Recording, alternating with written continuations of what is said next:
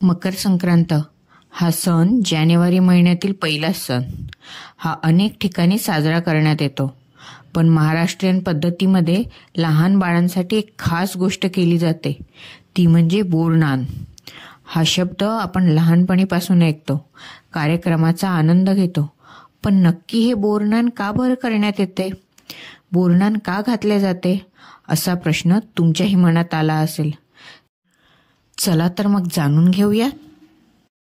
सर्वसाधारणतः बाळाचा जन्म झाल्यानंतर पहिल्या संक्रांतीला बोरनान घातले जाते. शिशुसंस्कार अशी त्याची व्याख्या आहे. लहान मुलांना उत्तम आरोग्य लाभावे म्हणून बोरनान घालण्याची पारंपरिक पद्धत आजपर्यंत करण्यात येते. ही जरी पारंपरिक पद्धत असली तरीही शास्त्रानुसार संक्रांतीनंतर ऋतूमध्ये बदल होताना जाणवतो. त्या बदलाची बाळाच्या शरीराला सवय नसते, त्यामुळे अशा ऋतूंची बाधा होऊ नये म्हणून मुलांना बोरनान घातले जाते.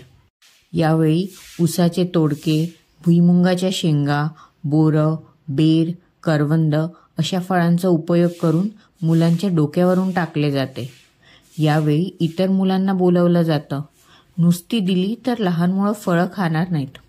अशा खेळातून ते फळांचा आस्वाद घेतात आणि त्यांना फळं खाण्याची सवय लावणेही सोपे होते.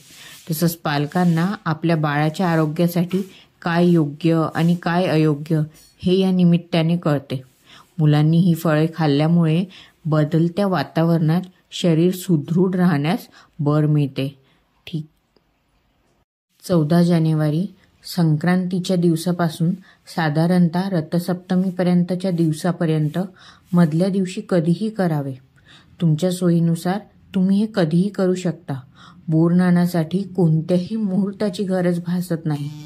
थोड्या मोठ्यांचे आशीर्वाद आपल्या लहान मुलांना मिळावेत आणि त्यांच्या पालकांना आरोग्याची पुढे नीट काळजी घेता यावी, हाच हेतू असतो. पहिल्या वर्षीच खरं तर बोरनान करतात, मात्र प्रत्येकाला हे जमतं असं नाही.